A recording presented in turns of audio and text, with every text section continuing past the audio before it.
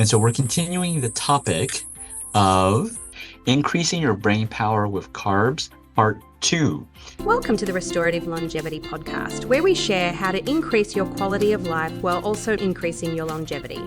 Now let's welcome our host, Jimmy Yen, also known as the AcuSensei. Jimmy is a licensed acupuncturist, herbalist, nutritionist, and restorative longevity expert dedicated to guiding you on your journey to vibrant health and lasting wellness. Part 1, we went over why your brain needs carbs. What does carbs actually mean? It's actually glucose. That's what your brain needs. That's the fuel that the number one fuel source that your brain needs in order to function. So to increase your brain power, to increase your memory, to increase your acuity, your ability to think, that is all based on the need of glucose or carbs. So when I say carbs, I'm talking about glucose. If you're not following, if you're new to this channel, welcome. Hit the subscribe button. Get your friends and family subscribed. You'll start to notice as you watch more of these podcasts that I do that the way I present the facts, the way I do these podcasts is very different. It's very straight to the point. There's not any type of, and I try to keep it as simple terms as possible. I'm a simple guy. I don't like people who explain things in complicated words where I don't understand. It makes me feel stupid. And definitely, so because I feel that way when someone tries to talk, like they're more educated than I am, and try to make me feel stupid. It makes me feel stupid. I don't know if they're trying to make me feel stupid. They're trying to make themselves feel more smarter. For me, that's a turn off. So hopefully I'm not doing that to you. I try to keep it real, as I call it, right? So what is the point? So in alignment of how I do these podcasts, what is the point of this podcast? Point of this episode is I'm going to go over the foods that your brain needs. So when we talk about carbs, your brain needs carbs, your brain needs glucose. What does that actually mean? Does that mean I just go get some jelly donuts and I will increase my brain? No. I'm going to go over the foods that are going to surprise you. Mostly fruits, we know that, but vegetables have carbs that your brain needs that can benefit. There's actually something called the nature's candy. There's a food that's called the nature's candy. It has so much glucose, the fuel source your brain needs, better than a chocolate cake, right? And actually a chocolate cake, chocolate chip cookies, they don't give you that glucose that your brain needs effectively and efficiently, okay? So, just continuing on, here's a common myth. When you hear on social media, you hear all these podcasts, people say carbs, stay away from carbs, low carb diet, you don't need carbs, all this stuff, keto diet, carnivore diet, you got to stay away from carbs, right? In this series episode, I'm saying, no, don't stay away from carbs. If you want to get dumber, stay away from carbs, right? So it's in culture and what's in media right now, we hear about good carbs and bad carbs, right? But what does your brain decipher what's good carbs and what's bad carbs, right? It really doesn't. It really deciphers it by the amount, the effectiveness of those carbs. How fast do they turn to glucose, and how fast can the brain absorb them and need them? Because the brain's constantly running, right? So it constantly needs fuel. It never not needs fuel. So it constantly needs fuel. It's constantly running. It needs carbs. So that's how it determines which carbs are good for it, the brain, right? And so no matter what, dietologists, doctors, journalists, social media influencers, functional medicine practitioners, acupuncturists, chiropractors, nutritionists, blah, blah, blah, they talk about carbs are bad for you. Here's the reality. Okay, you ready? Your brain only runs on carbs, on glucose specifically. Your brain runs on glucose, right? And glucose is a carbohydrate. So for those of people telling you, hey, you gotta keep on doing keto diet, do carnivore diet. Yeah, you can do that for a while because you have stored glucose in your body, right?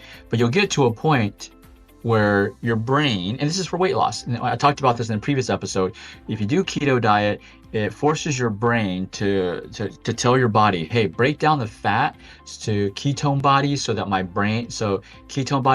the brain has fuel. Because if you starve your body of carbs, you won't get glucose, which means you're starving your brain of food that it needs to function. So the next step is, okay, the brain says, I can't find carbs, glucose. So next best thing, my backup source, plan B, is ketone bodies. Ketone bodies are created by the body breaking down fat. So then the brain goes, hey, break down some fat to get me some ketone bodies. Okay, the ketone bodies temporarily, that's plan B, temporarily help the brain continue its function. But the brain will not be functioning at optimal levels. It may be functioning at 60, 70% because ketone bodies is a watered down fuel source for the brain.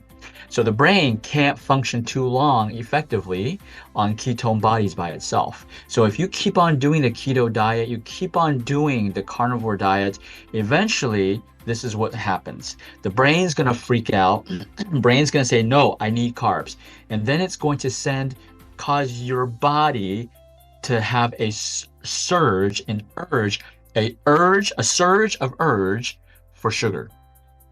Because it feels like it's dying. It feels like, hey, I can't run on ketone bodies, watered down fuel forever. You need to give me some carbs, right? So that gives you that urge and that surge of urge to get sugar. So what happens? And those of you who are on the keto diet and on the carnivore diet, Atkins diet, paleo diet, you probably experienced this. Months later, some of y'all, weeks later, you just binge on carbs, right? Then you're like, why am I binging on carbs?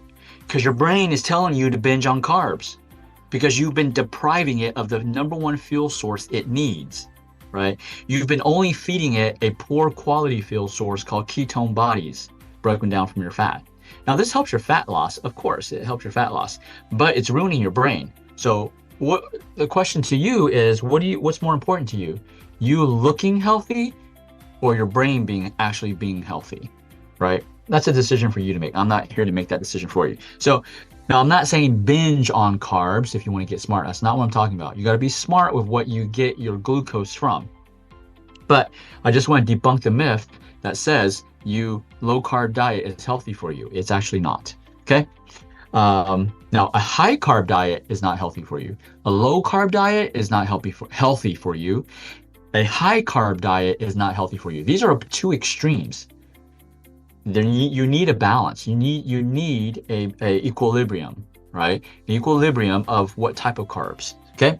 So now the problem is, here's another problem. When you hear the word carbs, what do you hear? What comes into your brain? You start to think of what we call the white foods: white rice, white bread, white potato, white noodle. People think of carbs as a negative thing, and they think of these white stuff, these white processed stuff also, right? That's not what carbs are. Now, those things are carbs, but that's not what we're talking about. That carbs encompasses many different types of food, not just these white stuff, right?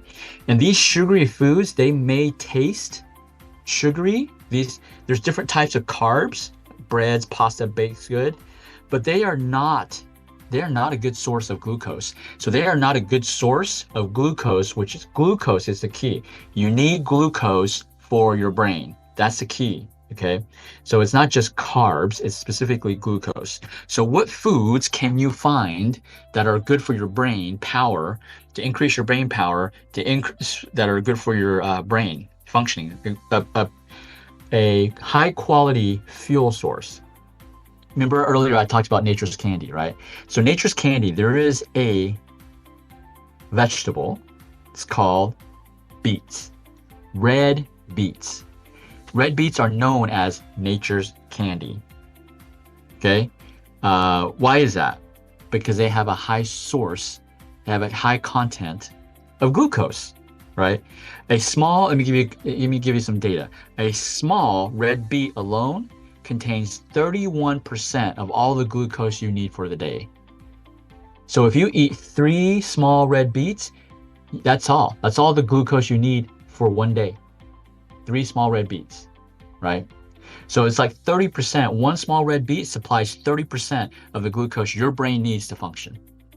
Now, where else can we find high quality glucose for your brain power? You look at fruits, kiwis, grapes, right? Dates, they're all excellent. Honey, maple syrup, organic maple syrup, right? And so these are all good sources of glucose. Now, do they raise blood sugar and could they cause weight gain? Absolutely, they could do that, right? But I would say they wouldn't cause it. They would make it worse, right? Because if you ate raw vegetables, raw fruits, right, and you do it correct, and you take out all of the processed stuff, all the white stuff, all the breads, the processed breads, all the white processed stuff, you take away all of those stuff, you're not going to get diabetes, right? So, but if you are eating all the processed stuff, and it's the processed stuff that helps you, that is a cause of you developing diabetes. And then people go eat fruits and it raises their blood sugar and they're like, oh no, fruits are giving me diabetes. No, they ain't. They ain't giving you diabetes. They weren't the cause. They're just making things worse, yes, temporarily, but it doesn't mean fruits are bad for you if you're diabetic. Many of our diabetic patients that that I've treated over the past 16 years, that I've treated diabetics. I've helped people reverse their diabetes. I've helped people lose weight naturally without any injections, medications. And I actually tell them to eat fruits, more fruits, right? So if truly eating fruits causes diabetes, right? Then all of those diabetics that I help reverse their diabetes, they should still have diabetes. Just think about that, right? So with social media, I know this.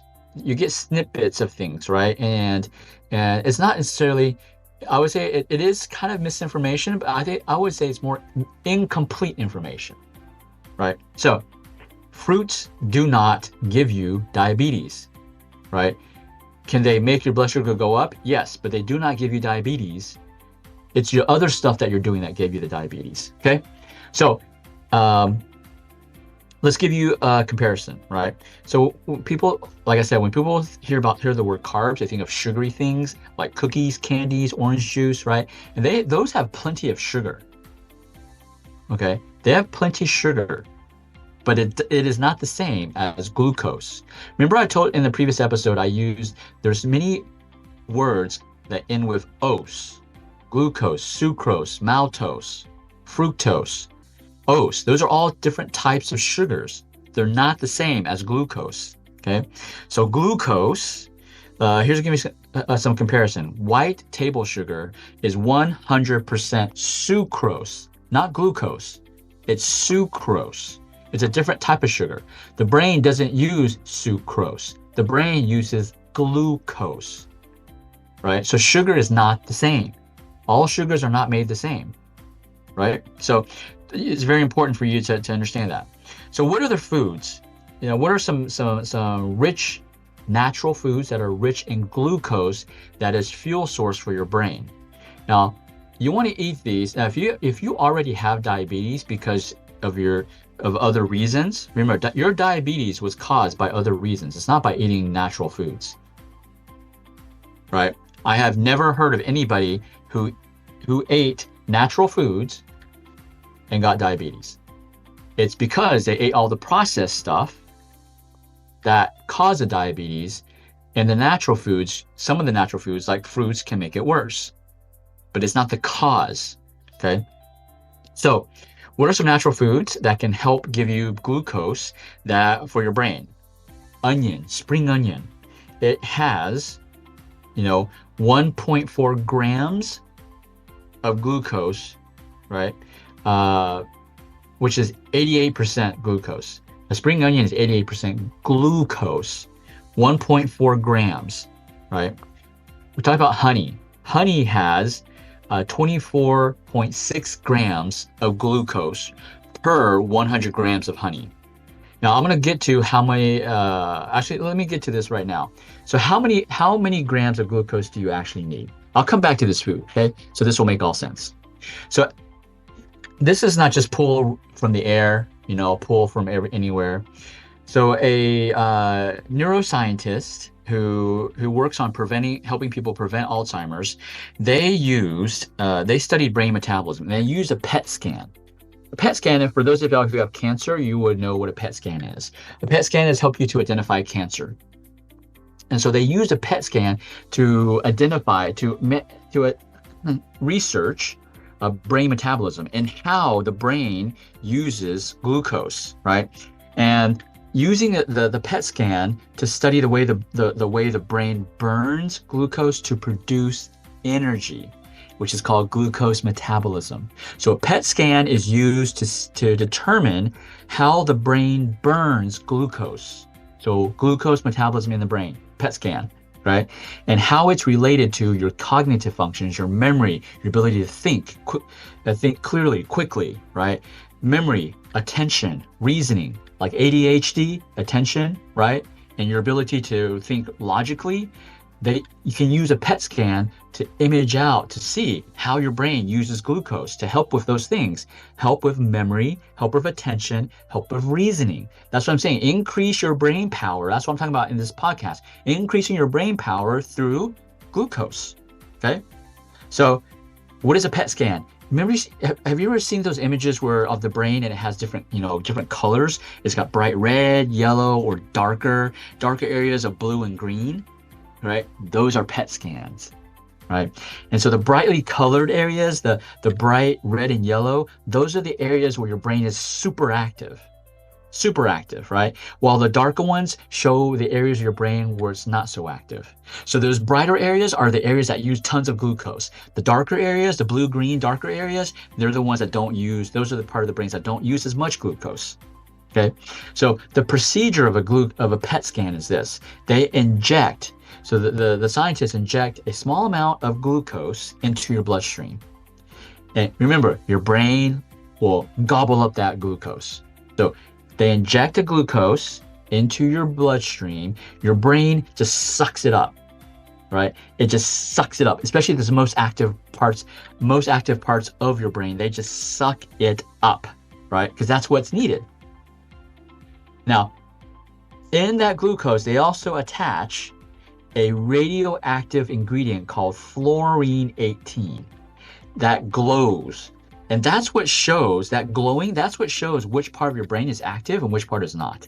Because the active part of your brain is going to suck up the glucose that they injected into you, right?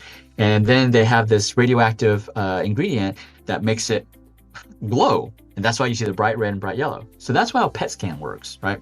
And I'm going to tangent off just a side bit. I don't know if you've heard this, but cancer, for those of y'all who have cancer or, you're going through cancer treatments or someone who has cancer and so forth, family members, they use a PET scan. And I just explained to you how they use a PET scan. They inject glucose to identify where those active cells are. First, it's in the brain, but now I'm talking about cancer. Cancer are rapidly replicating, so they're making babies. Cancer are cells that rapidly make babies. So they are gobbling up energy and glucose also, right? They're gobbling up that sugar because that's how they're reproducing. They're making babies every single day. They need energy to make babies. So when you put more, when the scientists inject glucose for the PET scan, they gobble up that sugar and it brightens up too. So let's think about that.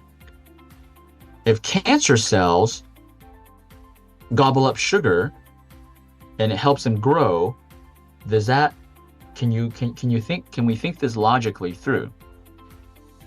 Because I've made this statement before. If you deprive your body of, especially bad sugars, your cancer cells won't thrive, because cancer thrives on sugar. Cancer doesn't just thrive on glucose; it thrives on all the oses, fructose, maltose, sucrose, all those sugars. And for doctors to say that sugar, right? Sugar has no effect on your cancer, then why are they using sugar to detect your cancer with a PET scan? Think about that. If your oncologist says, "Oh no, your different types of sugar don't affect your cancer. They don't make your cancer cells grow. They don't create an environment for your cancers to thrive," then why are they using sugar to detect the cancer? Think about that, okay? That's another topic. Let's come back to your brain health, right?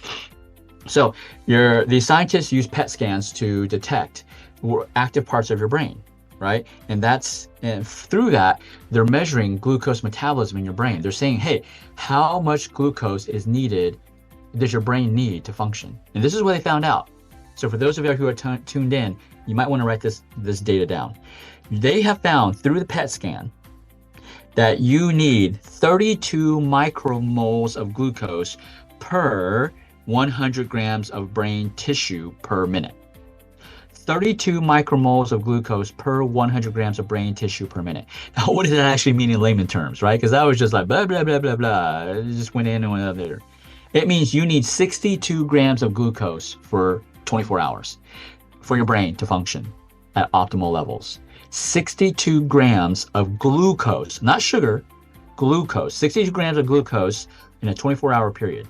62 grams of glucose sounds like a lot of sugar, right? But it's not. It's only 250 calories a day. 62 grams of sugar equates to 250 calories per day. That's all you need for your brain to be functioning, right? So you need carbs, yes, but you don't need a lot. Not and remember in the previous podcast, once you go past 62 grams of glucose, your brain shuts its door. It's like, I'm done eating. I don't need any more sugar. So if you keep on eating more glucose, it ain't going to your brain. It's going to your belly, right? It's going to your organs, surrounding your organs. So coming back, 62 grams of glucose per day, that's all you need for your brain to be functioning at optimal levels. That is equivalent to 3 tablespoons of raw honey. If you just took 3 tablespoons of raw honey, you're good for the day. You don't need any more glucose for your brain, right? Really, you don't need any more glucose, right? So 3 tablespoons of raw honey does it. Will give you 62 grams of glucose. Now, those of y'all who are joining in late may be thinking, oh, but what if I just eat some chocolate chip cookies? In order to get 62 grams of glucose, you would need to eat 16 pounds of chocolate chip cookies to get 62 grams of glucose, right? So that's what I'm saying. These processed sugars, they are not a good source of glucose for your brain. So you eat 16 pounds of chocolate chip cookies that generates 62 grams of glucose. All those other, 16 pounds of sugar, they're going to your fat. They're the one, chocolate chip cookie is giving you the diabetes, right? So now that we know we need 62 grams of glucose per day for our brain to be functioning at optimal levels, for us to be thinking clearly, no brain fog, to have great memory, and to have no attention deficit, right? And be able to reason perfectly, we only need 62 grams of glucose per day. So honey, we just said 3 tablespoons, right? So honey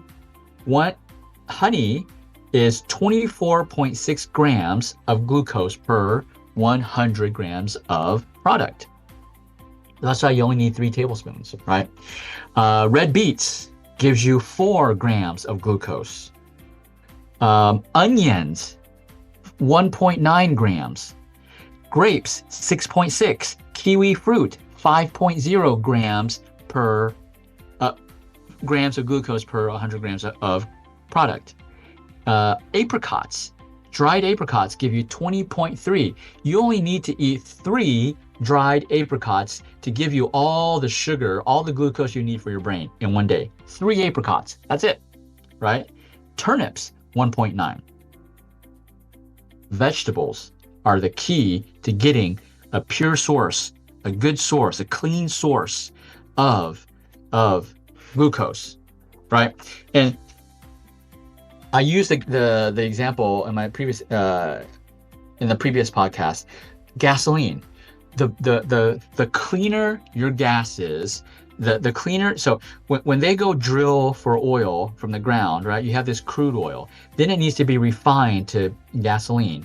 And the more pure, the more clean that gasoline, the better your car runs, right? That's the difference between the unleaded, the regular plus, and whatever, the Ultra Supreme gasoline. It's just a more cleaner oil.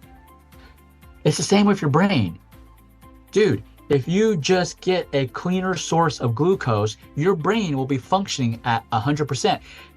Do this for 1 month. Eat only clean sources of glucose. And I promise you, you're gonna feel smarter. I promise you, you're gonna have better, you're gonna be like, man, I am remembering everything. I'm like Rain Man, right? So just get a cleaner source of glucose and you will improve your brain function. And that will improve all the rest of your body function as well. Your brain improves, your brain's your CPU. You improve your brain health, it improves your overall body health.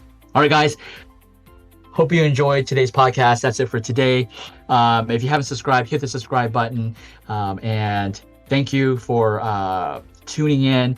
And comments, questions. If you have questions, I didn't see any questions today. I always leave the live chat open. If you have questions, I'll answer them. Say hi if you're watching. Get your friends and family to subscribe. I'm giving you data that this is not just information that I read from a research paper. This is information that I give to our patients. I teach our patients, and it's something I personally do myself with my family. My dad, who's 83, about to turn 84, who's still hiking up and down mountains. My business partner, Chris McKee, nutritionist. She's 70. I think she's 73, 74 as well. Also, she's in her 70s. She went camping by herself across the U.S., just her and her dog. I mean, how many 70-year-olds do you know do that, right? And so I'm not teaching you like these just literature stuff. I'm teaching you real life stuff I personally do, and it's also the same thing that the people in the blue zones do. So implement this and just see incremental improvements in your health every single day. All right, guys, love you. God bless you, and I'll see you here, same time, 8:30 Central Standard Time, Sundays, same bat channel, same bat time. Peace. This episode is sponsored by Achieve Integrative Health, the #1 acupuncture clinic in the US. We're grateful for their support in helping us bring you the Restorative Longevity Podcast.